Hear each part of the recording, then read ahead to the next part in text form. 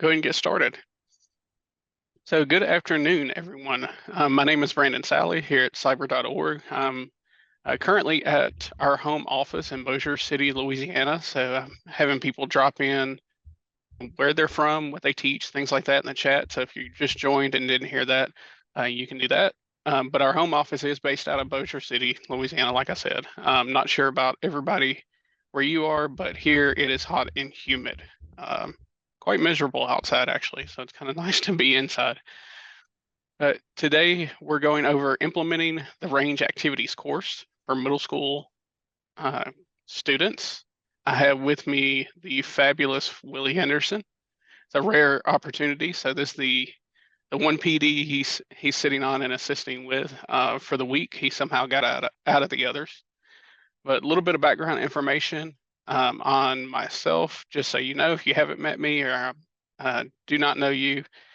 Um, been with cyber.org for about a year and a half, a little bit over a year and a half now.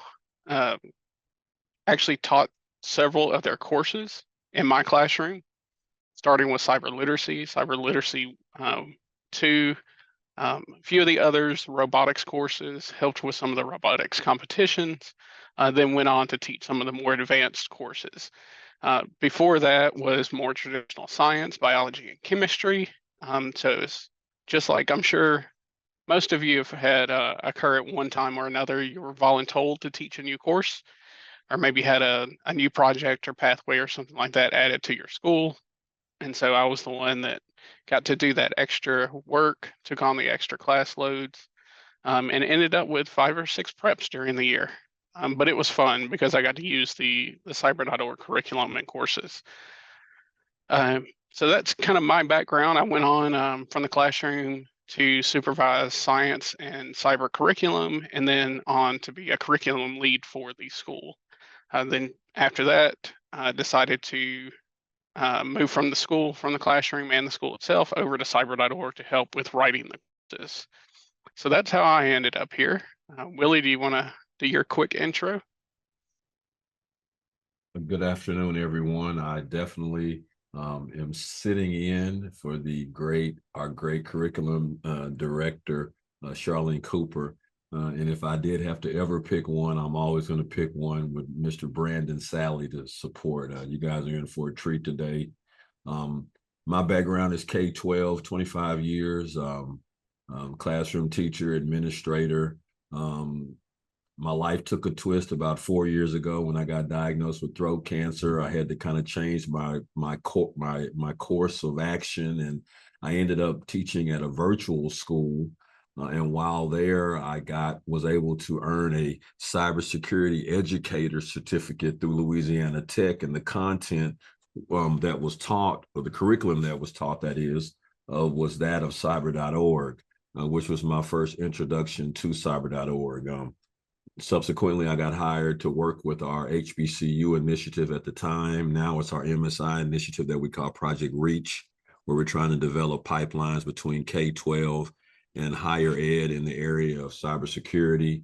So I really work more on the outreach side, but I always find myself connected to the curriculum side because of my K-12 background and my passion for teachers and the great work that all of you do every day. So anytime I have an opportunity to support Brandon or anyone in the curriculum team, I always am one of the first to volunteer. So it's a pleasure to be here with you all today. Thank you, Brandon. All right. Glad to have you here today. And so with this workshop, implementing the range activities, even though the title has middle school students, and I'm looking at the chat and see we have a variety of grades, I highly recommend anyone who is using the range for any course to look at the activities. Some of the activities actually go into a little bit more depth than even some of the higher courses, just the way they're laid out. The ones that we have created are more of, and you'll see this as we go through a few of them. They're a little bit more student friendly and add options for the students to work through the lessons. Also offer different ways for you to present the lesson. But just because it says middle school doesn't mean that you can't easily pull one of these out. And you'll see the way they're set up. They're modular. They're easy to pull out. and be added to an upper level course. If you're one of those teachers that maybe teaches several different grades as an elective teacher, you'll be able to add these to really just about any grade. In fact, we will sometimes refer to them as being able to fit fifth grade through 12th grade based on what you're covering. Uh, Basic outline for the day. So you'll get an overview of the activities. I'll show you all the components that are included in the activities as far as what you get as far as a lesson guide, handouts, and the presentation materials associated with it. We're going to go through what we call lesson 0, exploring your virtual sandbox. It's a great way to introduce students to the range, how it functions, how it works, what they can expect out of it, especially if they're new to a course. So if you're teaching an intro to cybersecurity course, this would be a great activity to start with just to get them used to the idea of working inside the cyber.org range. And then we'll look at another activity called Taylor's Travels. It's going to actually look at metadata. We'll discuss some of the topics, the background information on that, and can make the connection between how students share information. Nowadays, students constantly take videos, take pictures. They're constantly uploading, sharing those. And so we'll talk about some of the dangers that can be associated with doing those things. Other little intro stuff, so you're unfamiliar with us. So cyber.org is funded through Homeland Security, specifically the CISA branch. That's the Cybersecurity and Infrastructure Security Agency. They provide funding so that we can assist with filling the gap in the career fields for cybersecurity. So there's a shortage in that area as we move towards a more cyber related society. We're going to have more things involved in technology, being virtual, different things like that. And because of that, there's going to be additional threats that arise in those areas. And so with those threats, we need people to work to act to correct those, defend against any attacks, fix any exploits, different things like that. And that is why we're here. We're here to provide the resources to you, whether it be the curriculum or something like the range, so that you have all the tools needed to teach your students and prepare them for a career in that field. And while we're doing that, we try to make it fun. So what you'll see with this course is quite a few of the activities they're really creative. This was a time that we could kind of be free in the themes that we associated with them. So each one is almost like has a story associated with it. And it's not just a lesson itself. So we'll have quite a bit of fun going through it. If you do not have access to our curriculum, you can scan this QR code here. We'll also drop the link to sign up for the curriculum in our in the Zoom chat here. If you do have access to the curriculum, then I'll show you in just a second what the course page looks like, and we'll go over that. And then also, we have the access to the range. So one thing that teachers often think is if they sign up for the curriculum, then they automatically have access to the range. So they are two separate accounts just due to the way they are funded. So if you've signed up for the curriculum before and you have access to the curriculum, then great. If you do not have access to the range, you'll need to apply for that. The one thing I like to remind people is when you sign up for either one of these is please use your school email. Both go through a very similar application as far as collecting the teacher's information, but using your school email is going to help the people that are behind the scenes actually approving those accounts. So there's not a bot or anything like that that automatically goes through these applications. There's an actual physical person. So the easier it is for them to make sure you are a K through 12 educator, the faster you get access to all of the tools and resources. With that being said, I saw that most of the people in here are middle school. There's some that were high school, and then some that look like you teach both. We had the question of what is a range. So it may be a concept you're unfamiliar with as far as virtual machines and things like that. A little bit of background on ours. I won't give you too much because the lesson we're doing is going to explain this in a little bit more detail. But just think of it as essentially a sandboxed environment. Just like a sandboxed environment, you can play inside that sandbox. Everything is contained inside that box. And this is important in the cybersecurity realm because you're going to be using tools, accessing files, performing tasks, and things like that that you wouldn't necessarily want to do on your actual physical device, especially a school device.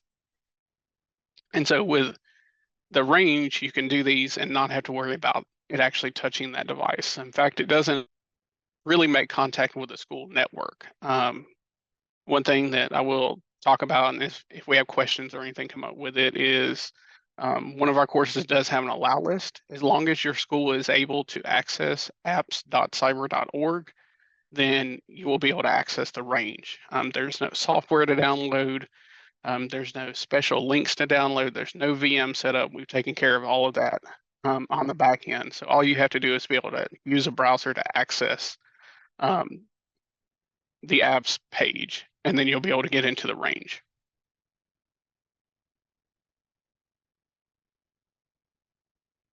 So following up with that, give you an idea, a quick rundown, and I'll show you these out of Canvas directly, but show you what comes with this particular course.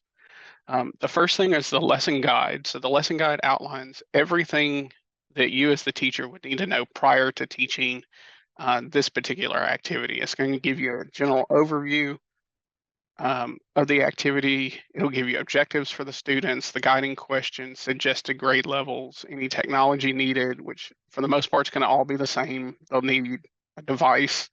And as far as devices that you need, we always recommend Chromebooks or laptops, or if you have a computer lab with desktops, then that works too. Um, we do not recommend using the range on a tablet. It works, but it is not very user friendly. You would need some external keyboard. Otherwise, you have to deal with an on-screen keyboard, and it can kind of play around and mess with the VM just a little bit, make it more difficult to use. So any Chromebook, laptop or desktop is recommended. Then it'll give you an approximate time for the activity. Most of the activities are going to take anywhere from 30 to 45 minutes. There's not a lab written in any course that really takes more than 45 minutes. Everything can be done within that amount of time. So we try to average about a rough estimate of preparing for classes that last like 50 minutes. So you have enough time to get your students in, get them logged in, talk about what you're doing for the day, do the actual activity, and then still have time at the end to kind of wrap up the class before they move on to the next class based on how your bell schedule works. Along with the lesson guide, that will also give you some kind of tips and tricks as you go through the lab that pair with the PowerPoint that you'll see shortly. And then it'll have any questions and talking points and things like that. So it's very scripted and meant to be to where you can take it right out of the box and present that activity to your students. It'll give you a little bit of background information that is also helpful to read just in case the students have additional questions on the subjects, and it kind of won't leave you hanging. There's a little bit of extra info for there that you can feel free to share with students if you would like. There's also going to be an answer key for the teachers. So everything that you give to the students, there will be an associated answer key with that. As far as presenting the actual activity, you can do it. Really, there's 3 ways. We have 2 ways posted. The activity comes in a PDF handout, so you can print off the PDF that has the activity. It lists everything step by step. It gives them the directions. It even has opening questions to go with the intro portion of the activity, and then list out all the commands needed to complete the lab. But then there's also a PowerPoint that does the same thing. So if you would rather present the PowerPoint and walk the students through, you could do it that way, or you could give them the handout and it could be more self-paced. Then the third option that I always mentioned is use kind of a blended approach, have the PowerPoint open, present it, but also have the handout so that they can answer the questions, they can make notes, write things down, and then you have something physical that they can turn in at the end of the activity so that you can assess them on what you covered for the day. So just to, I'm going to switch over to my browser. So if you have not signed up, if you went to our main page, cyber.org, you can sign up for curriculum access here. You can log in there. It's also listed at the top. But once you do log into Canvas, you're going to see your initial dashboard. It has undergone a little bit of a change in the last month or so, or over the summer. It may look a little bit different once you're in there. Yours is going to look different than mine. You're going to see a tile that says elementary, middle school, and high school. I have all these others because I've favorited those courses so that they show up on my dashboard. Just so you know, if you ever do want to favorite a course and you want it to pop up right here on the dashboard, you can click courses on the left side, then click all courses, and all you have to do is put a star next to something.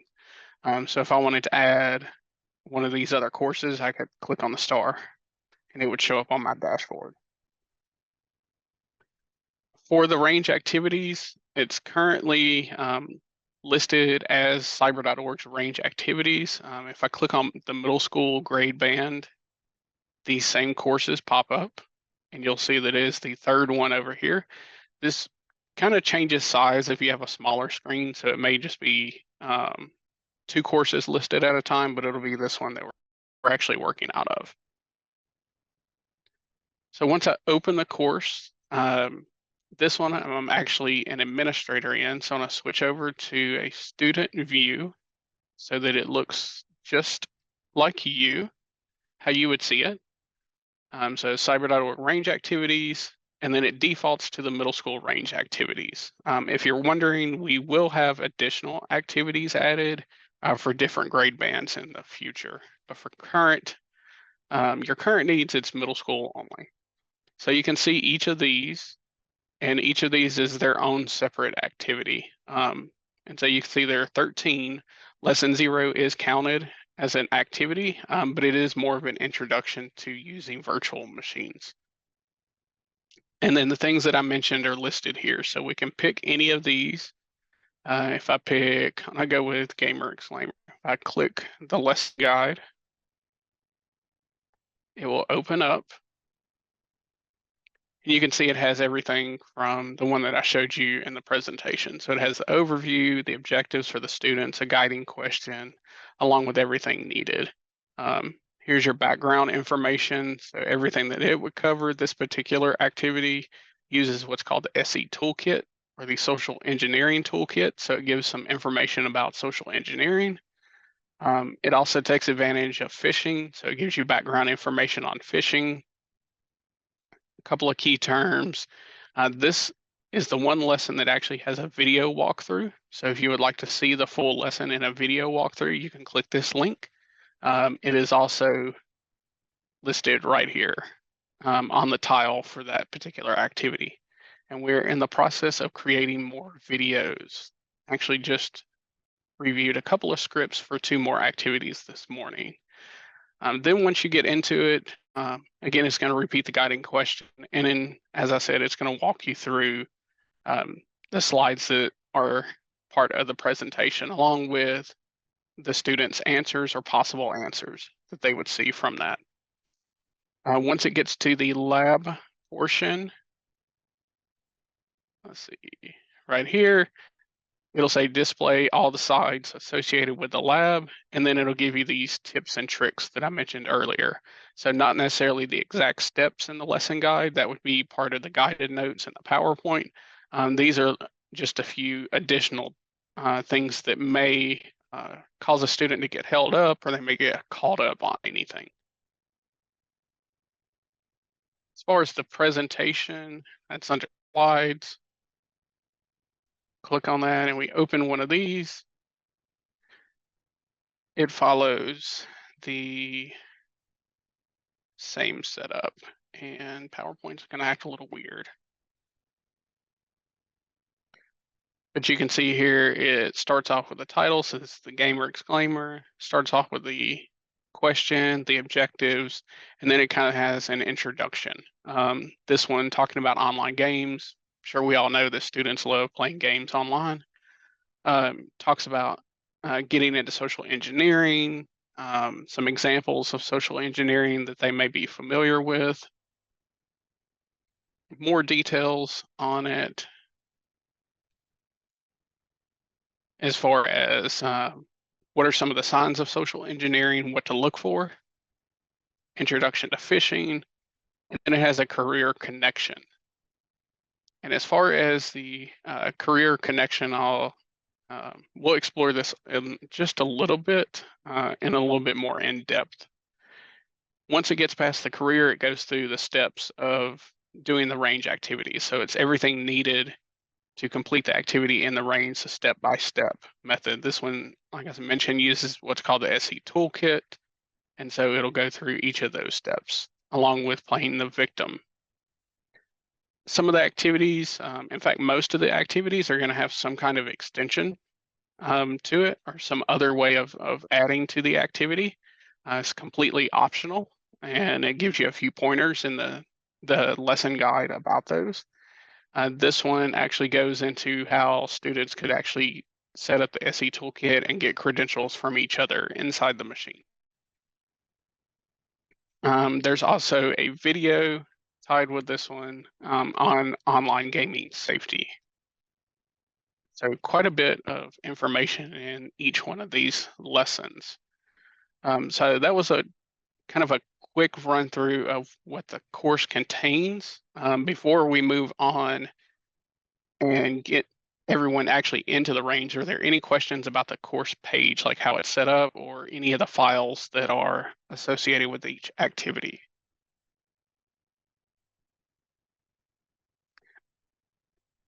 Do they convert well to Google Slides? They should. I can't think of anything that would cause any conflict, but for the most part, it's just text with images, so it should be fine to convert to Google Slides.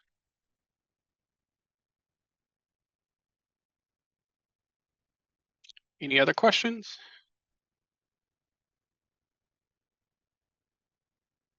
All right, so if not, what I'm going to do is inside the chat, I've dropped a PDF file of logins. So these logins will get you in the range. So if you click on that file,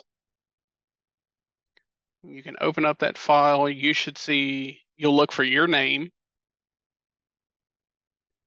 And then what you're going to need is mainly the username.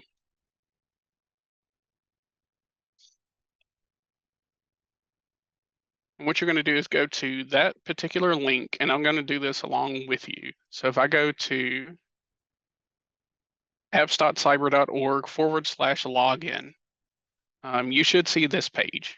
And what you're going to do is use that PDF, find your name, and then take that username. And I'm going to pick, and I'm not sure if we have anyone who joined us who wasn't initially registered, but if you did, there are backup accounts down at the bottom. So you can feel free to grab one of those. So the username is a randomly generated set of characters. And the password is all set to capital MS and then capital range. Let's see, Jeffrey, yes. So if you have a range account already, feel free to use your range account. That's fine.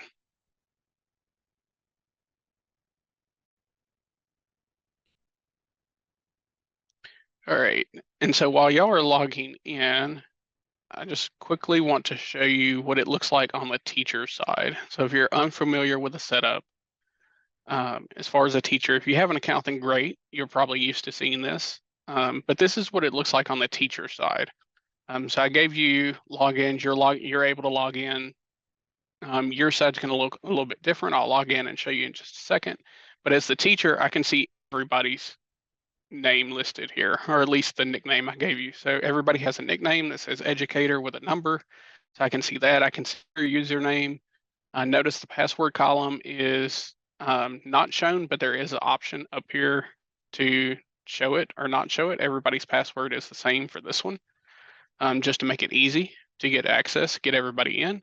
Under active machines, you'll notice right now there's nothing active because part of this particular activity is having the students start and stop the machine. Um, so yes, Joyce, so a teacher has to add the students. So once you have your account and your class set up, you would first have to add a class. And once you add a class, there's an option up here to hit this little blue person icon. If you click that, note my numbers are fairly large. As far as the defaults for you, when you get an account, you're gonna have the option to create 2 classrooms and up to 40 participants. However, if you need more classrooms, so say you teach multiple sections and you want to be able to space the students out and not have them in the same classroom, um, all you have to do is email us and we can change that. We can work that out. We can increase your classroom number and tweak your classroom numbers. In some cases, some teachers maybe have like an after school event or maybe just a special circumstance where they have more than 40 students. Hopefully you're not having to teach over 40 students at the same time, but you may have like a summer camp activity or summer school activity where you want to put everybody in the same classroom just to make it easy on yourself. So if you need to have that number changed, you can also email us, let us know the situation, and we'll work with you to change that. So whatever you need, we're here to help out. The password change each time. So the password is generated. So just to show you the process here. So say I add 5 students or 5 participants. I hit submit, and luckily I got some that were um, beginning part of the alphabet. When you add a participant, they're noted by a gold fleur-de-lis. So since our home office is in Louisiana, you'll notice um, the gold fleur-de-lis stands out, but also the names have kind of a Cajun sounding name to it. If you're not used to Louisiana and their names, you may look at that and say there are way too many vowels in that name. So it randomly generates a nickname, it randomly generates a username, and if I turn the passwords back on, it randomly generates a password as well. You have control to change the nickname and the password, but not the username. So if you click edit on this student, so for this one, let's see, I am not even sure really how to pronounce that particular name, but I could change this to anything. I'll make it student like that. And then say I wanted to make the password something easy for them to remember. I could say my last name and then put like first period. So you can edit those things. Is there a way to mass change? Unfortunately, there is not. You have to do it one at a time. What I usually do, so you can see that I have educator here, what I'll usually do is if I had a nickname, a standard nickname system like this, is I would copy and paste each one and then only have to change the number. Once the class is created with students, they remain in the class and the username and password doesn't change. You can change the password, Joyce, but you cannot change the username. So that is the only thing that does not change. And that is just a built-in security feature. So it kind of keeps that unique. Yeah, so each time they log in. Yes, so every time a student logs in, nothing's going to change unless you change it. So in fact, for like this week, I'll just tell you, I left the usernames the same, but I'm changing the password for each of my workshops. So it's a way to separate them out.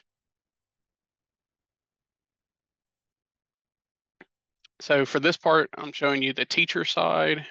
And what I'm going to do is copy one of these usernames. This is what you all should be seeing.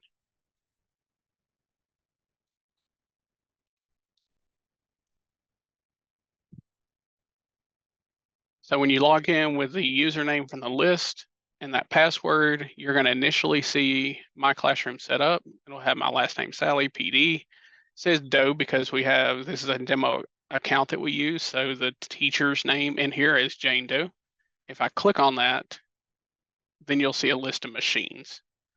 And so everybody should be roughly in that area. Anybody caught up and not where this was? If I go back, so I logged in, clicked on the class, and now I have a list of machines. If so, what I want you to do is, like I said, none of the machines were launched because I wanted you to be able to see the process as the students. So this is what they would experience if they were launching their machines. Feel free to launch all the machines, but at least launch the Kali machine. With the others, I'm just going to go ahead and kind of wait a little bit, and then I'll end up launching all of them. And while you're doing that, I'll kind of explain a little bit more of what's going on here as far as the virtual machines. You want us to launch all of them, Brandon? Sorry, I guess I missed that. Launch at least the Kali machine, but you can launch all the machines if you want. So if you want to check out all 4 machines, go for it. If you want to launch just a couple machines, you can do that as well. And so I'm gonna now launch these. Yes. Can I ask, is there anyone who is using login for backup 1, backup 01 on the call?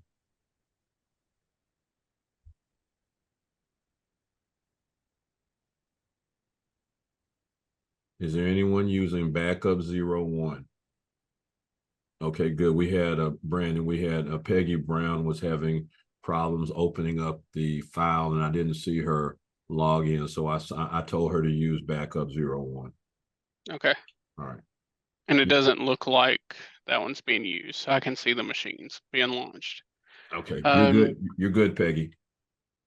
Yep. So you all can watch that. What I'm going to do is jump back over to my PowerPoint and kind of going into this lesson. So this is how the lesson would be presented in PowerPoint. There were a couple of questions. Let's see. Is there a way to limit which VMs they can launch? So as far as that, no. You would just instruct them on which ones to launch, but once they're logged in, they have the ability to launch any of the machines.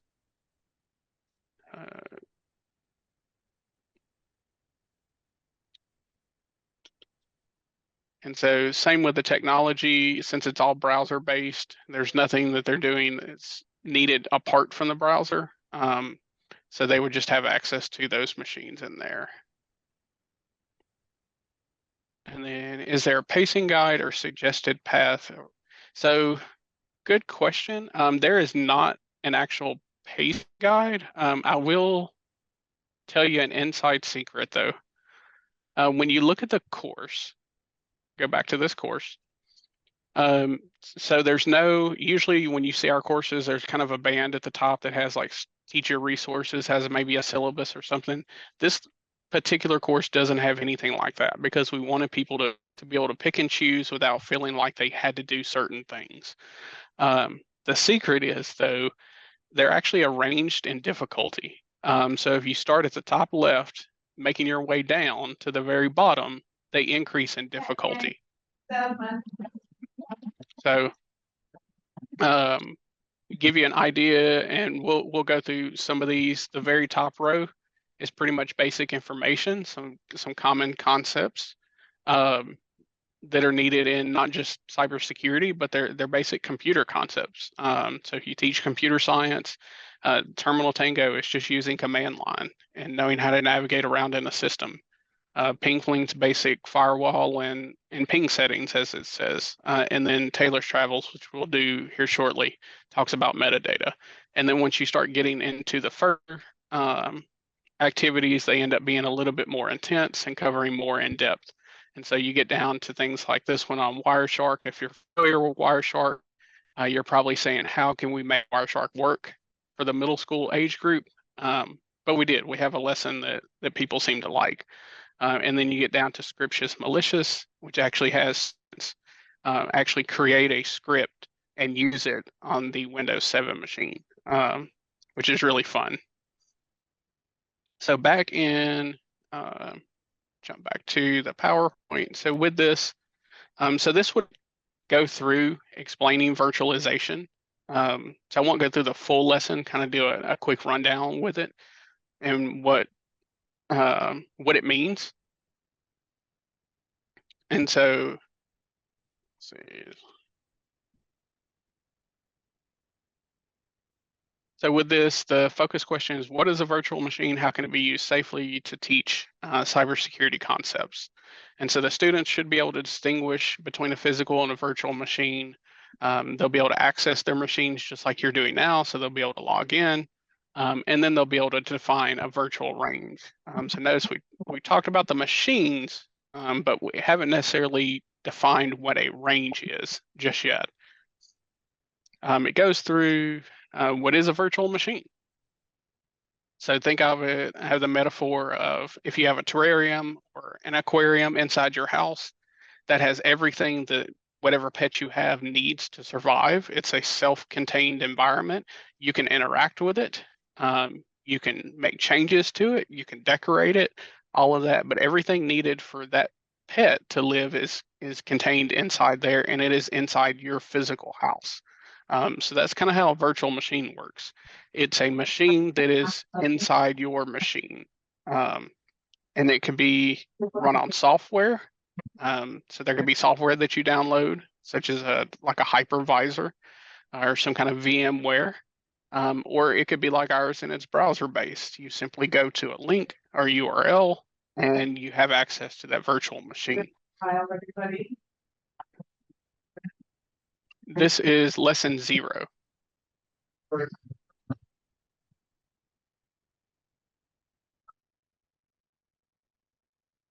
right. So then it goes into talking about the students, asking if they've ever used a video game emulator. And you can just drop in the chat. Has anybody used any emulators before or played a game like online that replicated a game from perhaps your childhood? I know if you ask me, I'm a huge fan of the Zelda series. So I replay the older Zelda games, either on an emulator. I do still have my 64 at home hooked up. But I can also go back and play those emulators. Also, if you have certain consoles, they're backwards compatible. They may have some of the older games that they've kind of upgraded to fit the newer systems. So we pose that question because emulators essentially are running. Let's see. Yep, so Raspberry Pis are great to use as an emulator of old game systems. Once students find that out, you may not get your Raspberry Pi back. So emulators run the software from that console within a physical device. So it may be browser based, it may be download a software program, install it on some sort of device, even real gaming consoles themselves. So if there's any Xbox, PlayStation, Switch players out there, your machine is actually running in the background an operating system that is then running the game console software as a virtual machine. So if you're an Xbox fan, of course, it's going to be Windows based. And so it's actually running Windows in the background, and it is running a hypervisor that is powering the Xbox. If you're a PlayStation or a Nintendo fan, your system is actually running Unix in the background. And so it's Unix running the actual operating system, and then the physical device has a piece of software that's running the actual gaming software. So you use virtual machines all the time. Pretty much everything that you interact with may have a virtual machine aspect to it in some way, shape, or form. These are all of the machines. So if you did fire up all your machines in the range and you see them, these are the ones that are listed. The Kali Linux is used mainly for cybersecurity concepts. It's our key machine for teaching anything about cybersecurity. It has pre-installed tools, applications, everything needed to go through the lessons.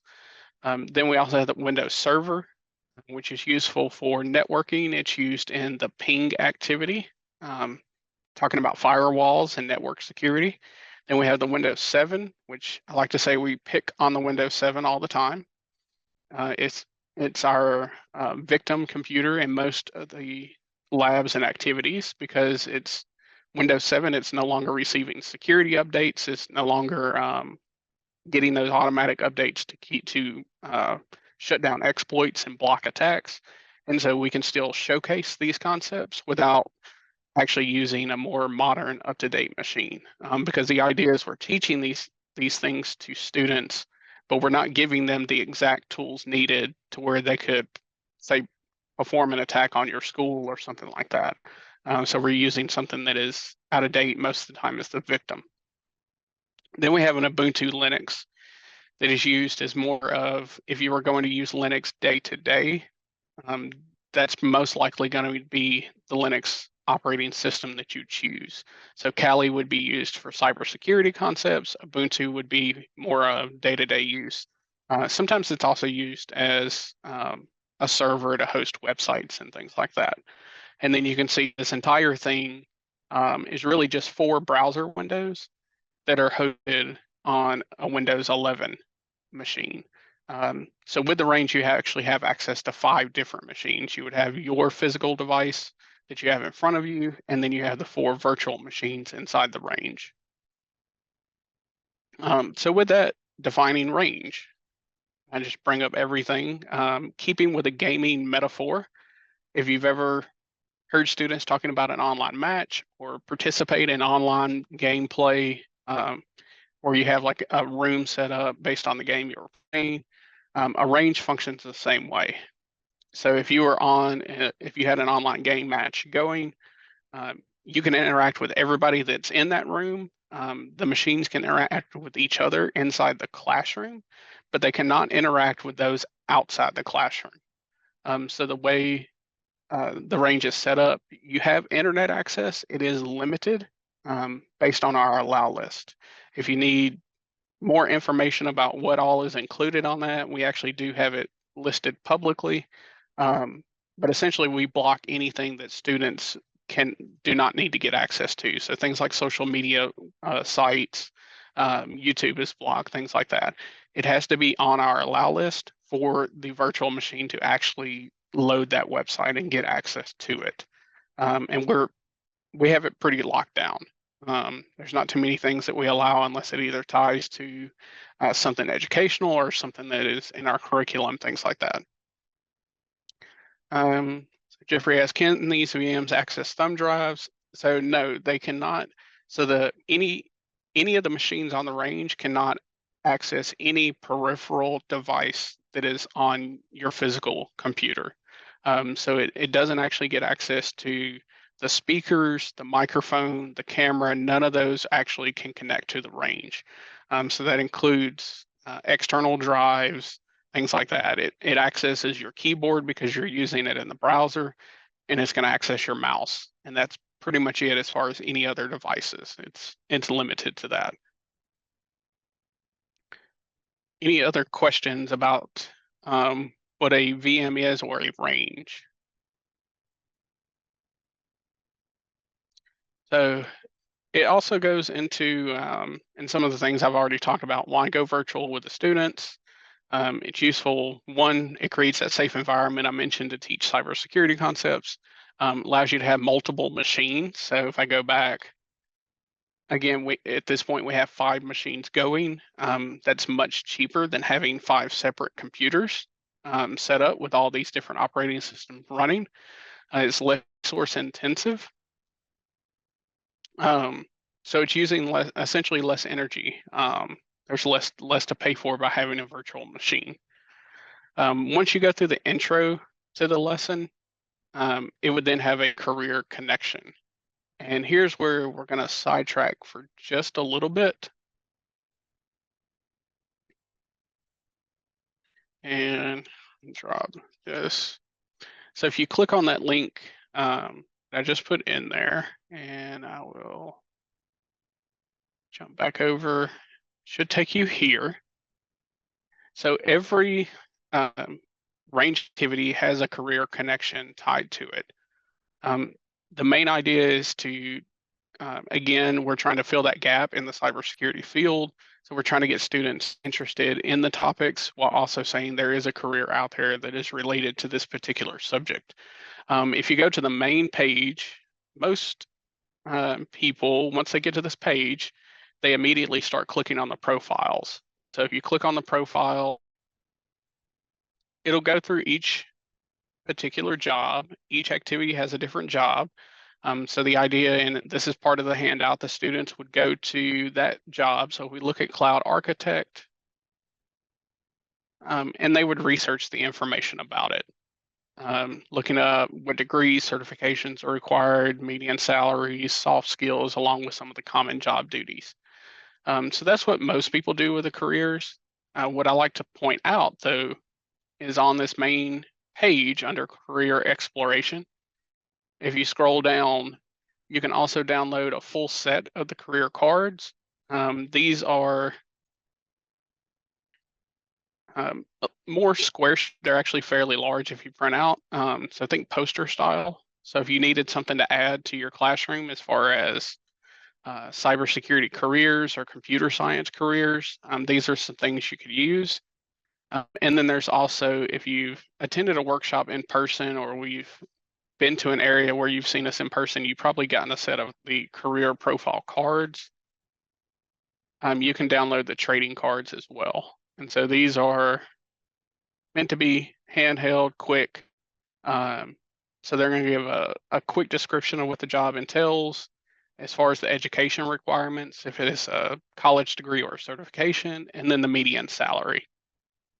And so you can download those as well. If you have Spanish speaking students, we also have the cards in Spanish. And then if you keep going, there are connections to the NICE framework and other studies. So there are other things on that page. We won't go into them and talk about them now, but if you click on these, you can easily end up exploring careers quite a bit. So you could have an entire day where your students simply just explore the different careers in the cybersecurity field.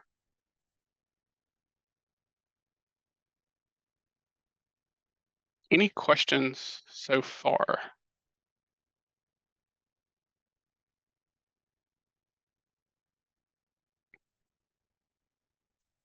Great. So does the lesson give a tutorial on how the VM is used? So yes, so the actual lab portion, so the lab activities, exploring your virtual sandbox. So what the student would then do is, these are the steps that we did earlier. So you had the students log in, have them click on your class, have them launch the machines. We had a similar look like this. So when you click launch machine, it goes through the process of booting up. And so even though this is a virtual machine, it is it still has to boot up just like a real computer. It's not like you can just immediately, it's just like opening an application. If you try to open up Outlook or Word or something like that, you click on the button, it doesn't open immediately. There is a slight delay. This is an entire machine that is essentially booting up. So it has to go through that boot up process. And so when you saw the little bars filling up, that was it. The red essentially means it's queued to boot. What that means is you clicked on launch. It is now entered a queue that is on the server that's hosting the range. And it is going to reach out to AWS, which is Amazon's web hosting service. It's where a majority of websites are actually hosted nowadays, but that is where the range is housed as part of the Amazon servers. And so it then sends a call out to Amazon and it says, we need to launch this machine in this classroom. And so it's almost like hitting the power button, like the slide says. So it's doing that initial, this is the machine I want to have active. Once launched, it then has to go through a boot up process. So this would be just like if you restarted your computer. You're going through the whole like loading Windows screen, all of that. It's loading all the files, everything needed for that machine to function, as well as all the things that we have loaded to do the activities and things like that. Once fully booted, the connection will turn from being grayed out to blue, then you can connect to it. Then you connect to the Kali. So what I'm going to do is switch over. So now, so I launched all of my machines earlier. So if you haven't already, you can go ahead and connect to one of the machines. If I connect to the Kali, the lab specifically has the students go through certain machines. And so for that, really, we could do this kind of any way you want based on the machine you clicked on. But the main goal of this particular lab is to simply explore the VM. Um, at this point, you're giving your students a new tool, a new resource. The best way to learn how to use it is to simply just give them a few minutes to freely explore. You can do that now. Feel free to click on things, try things out. If you try to open up the internet browser, I will tell you this right away, and I would tell your students right away. Click on the browser one time and then let it load. That is the longest thing that it takes, is the browser to load. Once it loads, it's fine. It just takes that initial startup. There's a little bit of a delay. While that's loading, some of the other things the lab has the students go through is to actually click the README files. So notice if I open up, I double clicked on that README file, and each machine should have a README file on the desktop. They're going to have a little bit of information about it. Some of it is information for you, some of it is information for the students. It's nothing that gives away any other details. And see, now Firefox wants to open. I'm gonna minimize that. One thing that we do, and you'll get a few kind of tips and tricks. If you hit Control Shift Alt on your keyboard, you can get this side panel to open up, and there's a zoom option at the bottom.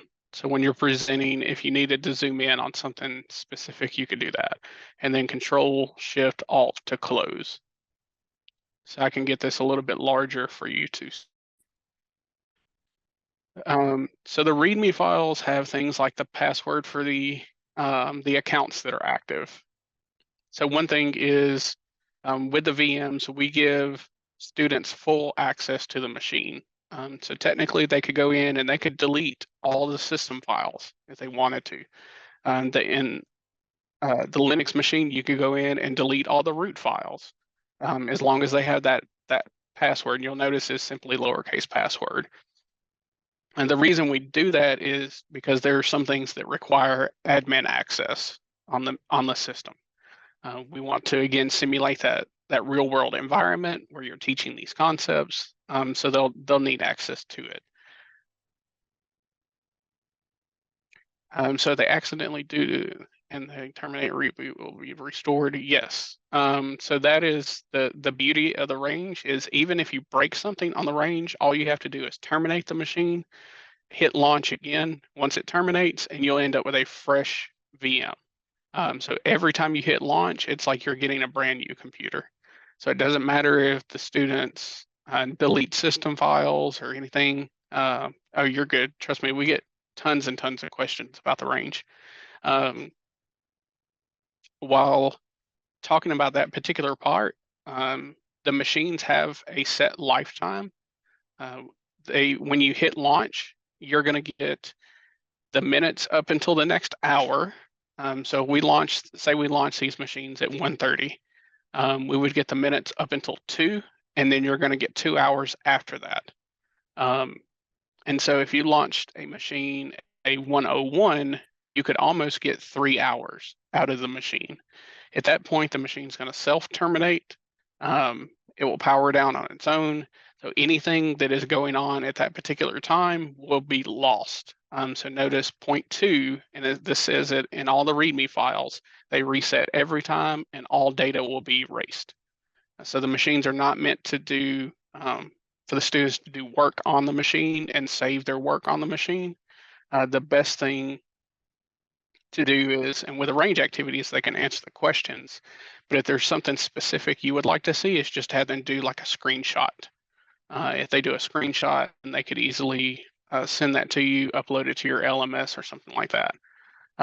It also goes into the using Control Alt Shift to access that keyboard, like I said, just a few other things. DVWA is a tool that's used in the upper level cybersecurity courses, the same with UShop, shows you where the course files are.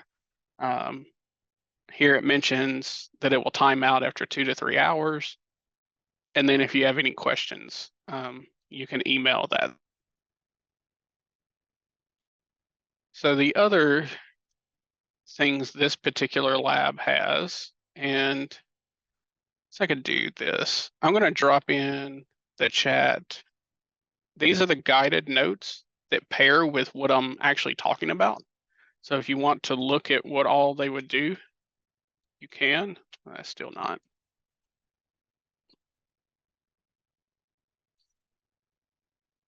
But essentially what the rest of the lab is they go through, they check out all the machines, and they have that time to explore. And then they answer a few questions. So what I'm going to do is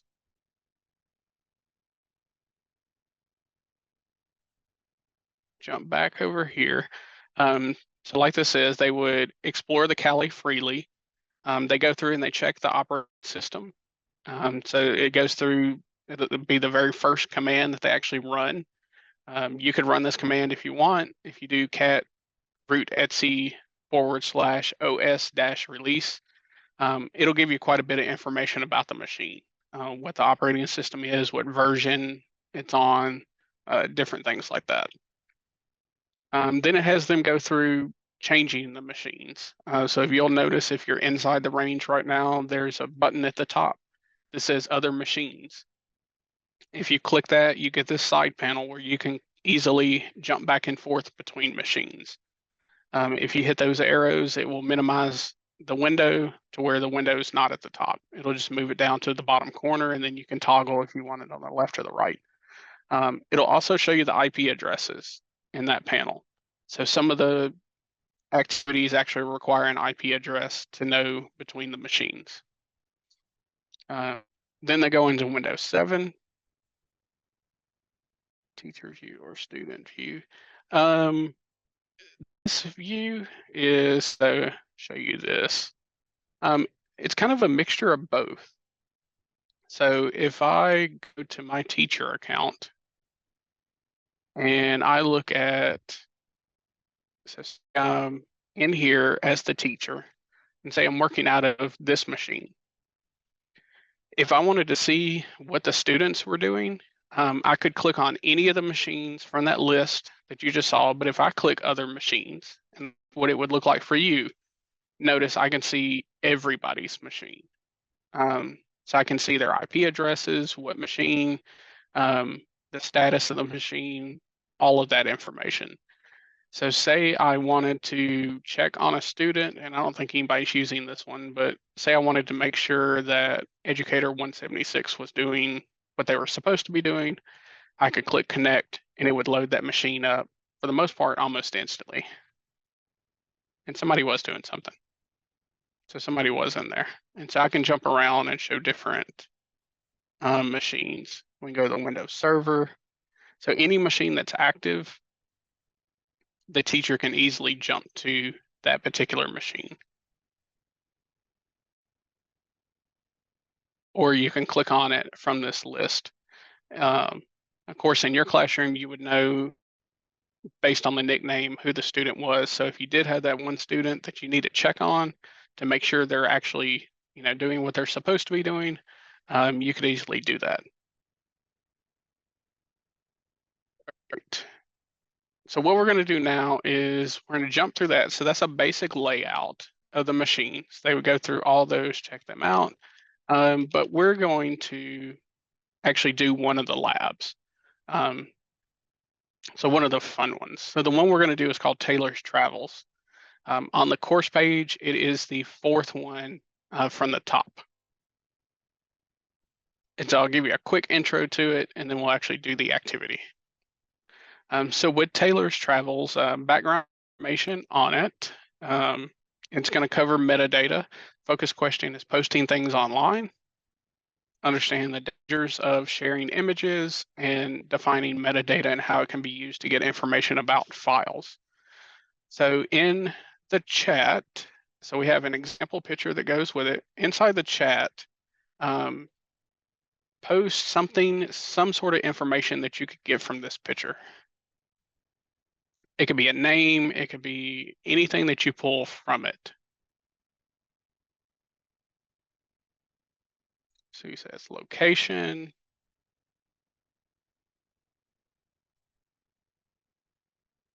So age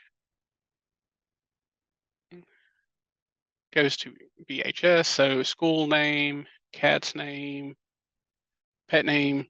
So Christine makes a great point. And you don't have to volunteer the information. I know I did it at one time, but how often do you see people use a pet's name as a password? I think when I had one of my very first accounts as a kid, I probably did the exact same thing. Could find friend's name from likes or comments. It's a good point. So not many people point out that since it's a shared post, if there are 5 comments, they could find other information about other people.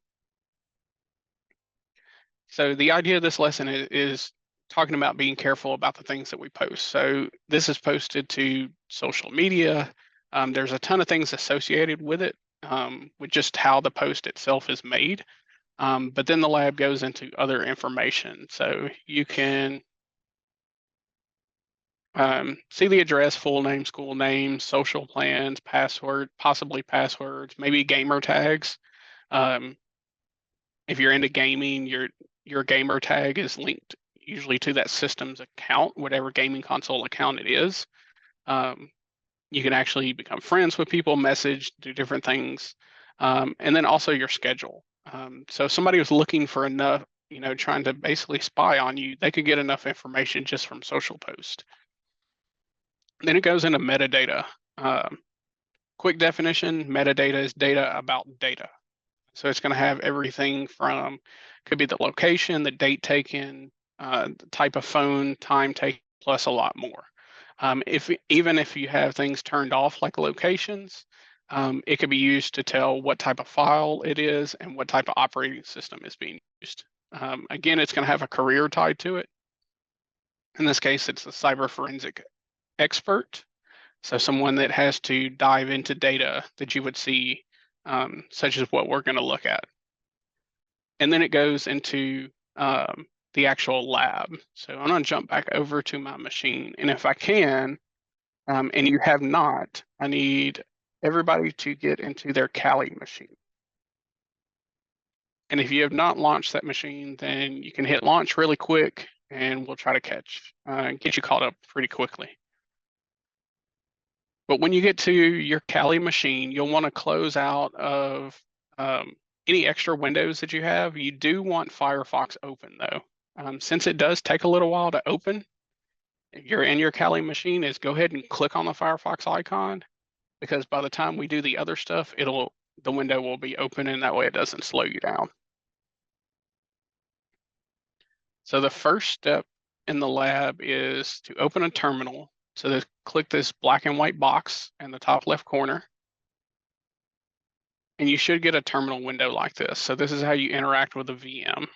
If I hit Control-Shift+, I can zoom in, which is helpful for teachers presenting to their class. So for this particular activity, there's really only a couple of commands. The first one is web server _start. And so if you run that command, and I hit enter, there's going to be a slight delay, and then it's going to come back to the prompt. And at that point, that's really all that we need to do inside the terminal at this point. And so what we're going to do then is go into Firefox. So hopefully Firefox is opened for everybody. If not, if you're still waiting, trust me, it'll get there eventually. You don't want to click too many times because then you'll actually get several windows and one will say that there's an error with Firefox. But if you do get that, just close out of it and use the one window. Once the browser opens in the URL bar, you're going to type in localhost /dogs website.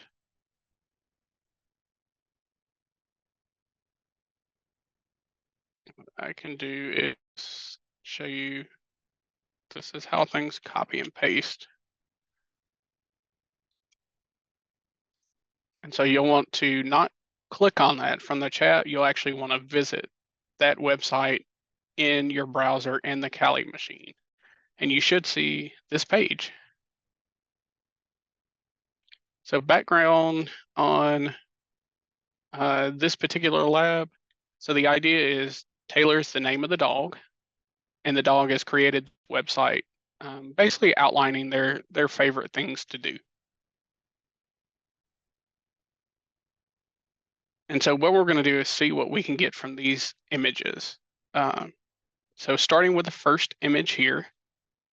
So if you have that, you can click on or right click on it, and you're going to hit Save Image As. And when it comes up, it's going to default to the downloads, but we're going to make sure we click on Desktop. You don't have to worry about renaming it. Keep it as is. Just click on Desktop and then hit Save. And you should see the image pop up over here. And at that point, I can double click on the image and it'll open up. So you can see it if you want to see it a little bit closer.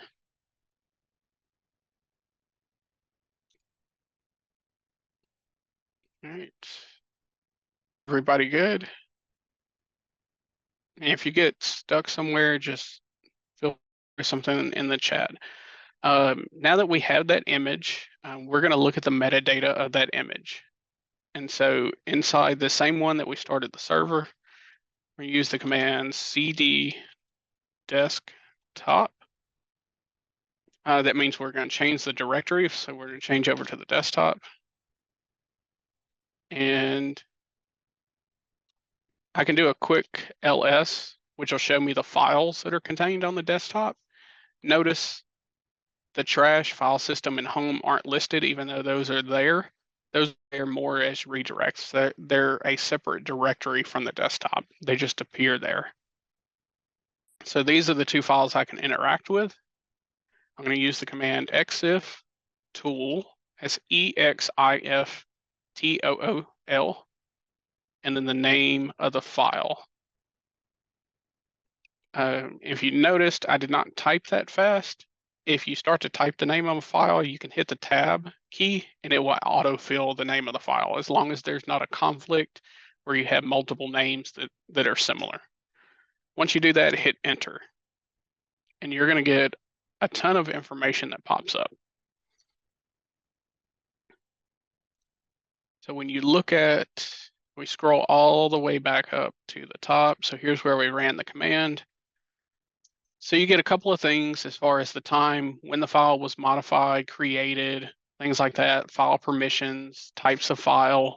Notice we can see what type of camera was used. So hopefully an older picture. We're like on iPhone 15 now. So it's iPhone 7. But again, say I only had that information, then I could tell what device was being used. I like to point out, you can see if the flash went off on the picture. So you can see it did not actually have a flash. So that was off, as well as some of the other information about the photo. It'll tell you which camera was used. So nowadays cameras have no less than 4 in most cases. So it'll tell you which one was used, along with several other things. But the main thing we want to see is this line right here. So your GPS position. So this is where that picture was taken. And so what you're going to do is select from the W all the way to the 36, or from the 36 to the W. Either way, you want these coordinates. And once you do that, we're going to copy these. Everybody's initial response is to hit Control-C, which will not work. If I hit Control-C in this, notice this prompt pops up because it thinks I'm trying to end a process. So highlight this, right click and hit copy selection. Once you have that copied, you're going to move over and go to maps.google.com. So this is one of the websites that is actually allowed access in the browser. Then you're going to right click and paste inside those. As far as the coordinates, the only thing you have to change is you have to delete the DEG. So Google Maps does not like that lettering in there. So once you delete those, put the coordinates in there and hit enter. And it should take you to where the picture was taken. And I always find this part funny. Ironically, there's a bookstore named Taylor's Bookstore. That is not where the name came from.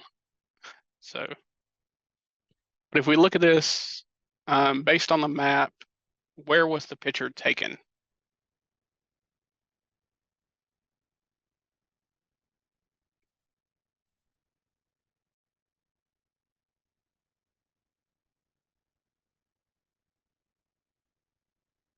So it is a field. And got it. So Wake Forest University. So if we click on specifically the Wake Chapel, oh, it's going to drop a blip. There it is. So if I click on that, you can actually see the same picture in the background. If I put these side by side, so you can see that the background chapel there matches that one there. And so you can see that's where that one was taken. So the rest of the lab would go through the other pictures. So the idea then is, so if we go back to the main website, it would have follow-up questions for the students to do. You can feel free to do those if you would like, where you could right-click, save each one of these. So there's a question about, make sure it's desktop, hit save. There's a question that says, what is the dog's favorite beach? So you have to find the location of that.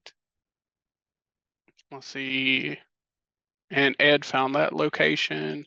Then there's another one that talks about the birthday of the dog, and then also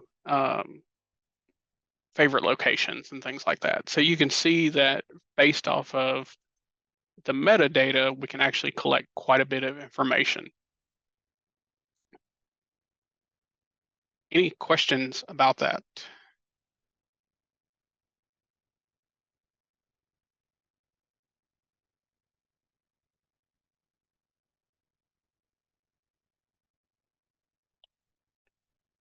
Great.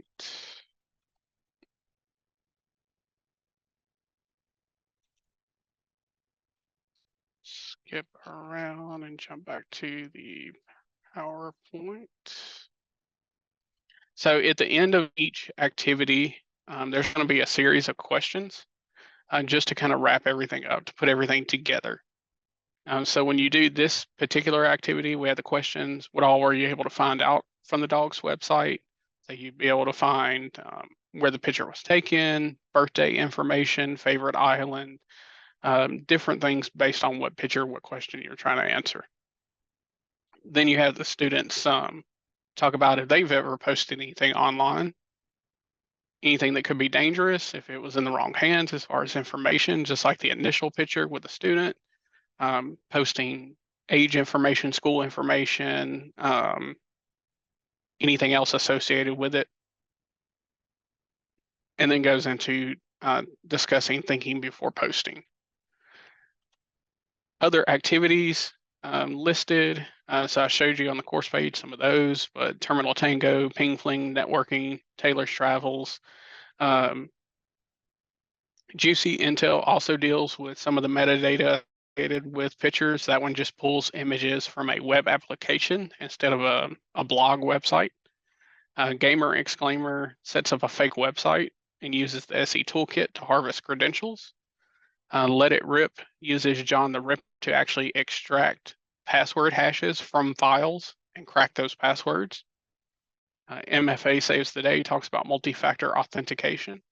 So it actually lets you get into a bank website, not a real bank website, one we created, get into it. But eventually the students get to a point where, due to multi-factor authentication, they can't actually get full access into the system. Dual nature of cybersecurity tools talks about password cracking and password auditing. Then you have the stegosaur activity, which talks about stenography and hiding things inside of images. Wireshark Bytebusters will cover network packets. Common Confusion talks about embedding files within other files. So can there be something malicious hidden in a file? It's often the way pieces of malware are delivered. They're disguised as something else. And then Scriptious Malicious goes through creating a script, letting the student see how that script can expedite the process of using a backdoor. And then once that backdoor is established, creating a separate script that actually changes a few things on the Windows 7 and then shuts the machine down. So again, kind of starting off fairly easy to more difficult towards the bottom.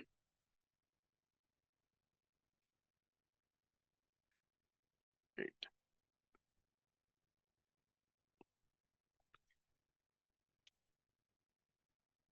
Other things just to talk about with this course, it does have some connections to other courses, even though it's a standalone course. Each thing's meant to be modular that you can pull from. You could easily tie some of these lessons into courses that we offer. For example, the one with Taylor's metadata, you could go into our basics course for cybersecurity and look at sharing PII, so personal identifiable information, and the dangers of that.